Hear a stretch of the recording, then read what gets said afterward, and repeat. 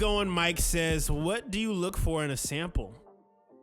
That's a good question. So I guess for me personally, what do I look for in a sample? So it depends. You can look in a sample for anything. I think for me, I grew up making beats out of loops, right?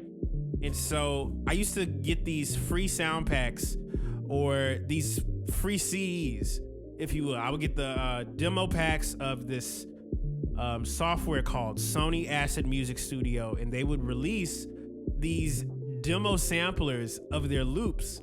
And so I would go through periods of time just messing with all the loops. And what I found is when I was searching for things, I was finding things that I liked, which is pretty kind of cliche, but I had to break down exactly why I liked something so much. And so I used to hear drums kind of punch in a mix a certain way. Like, hear how these drums and this beat sound?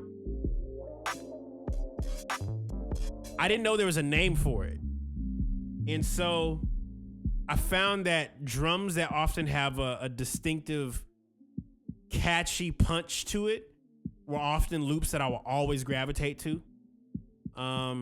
If I was ever looking for chords or anything, I try and find a chord that just sounds like a jazz chord, that sounds like jazz, sounds like neo soul, sounds like R&B. The chords on this sound like R&B and gospel. It's a perfect hybrid, you know? And so whenever I'm looking for music, I look for the little aspects that make me appreciate the thing that I like in music. And that's what usually draws me to my sound selection. Y'all notice I never have made like a fat snare pack, you know? So yeah, that's just my style. I've always loved a good tight groove and nothing else. And I think if there's any samples that sound close to that, that's it.